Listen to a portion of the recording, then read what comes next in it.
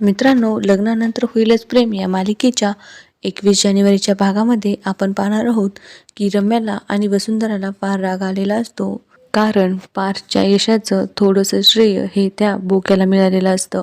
त्यामुळे वसुंधरा आणि रम्या ह्या ठरवतात की त्या बोक्याला आता काहीतरी केलं पाहिजे, जेणेकरून बोक्याला सुद्धा आपल्याला बाय बाय करता आलं पाहिजे आणि काव्याला सुद्धा चांगलीच अद्दल घडवता आली पाहिजे. त्यामुळे रम्या काव्याच्या रूममधून त्या बोक्याला घेऊन येते. इकडे मात्र वसुंधरा ही कात्री घेऊनच उभा असते.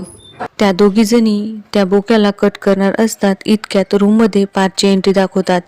पार्थला त्या दोघी जणी बोक्यासोबत दिसतात. पार्थ रूममध्ये आलेला पाहून रम्या आणि वसुंधराला फार धक्का बसतो.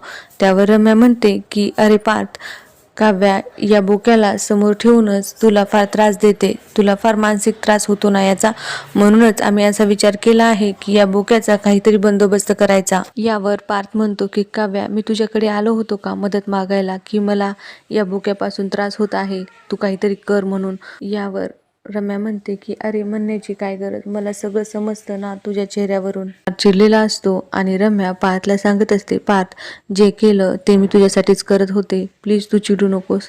मात्र पार्थ रम्याला चांगलंच सुनावतो आणि म्हणतो की रम्या आणि वसुंधरा आत्या, मी तुमच्या दोघींनाही हे सांगतो की काव्याच्या गोष्टींपासून लांब राहा आणि काव्यापासून सुद्धा. हे ऐकून दोघींना खूप राग येतो.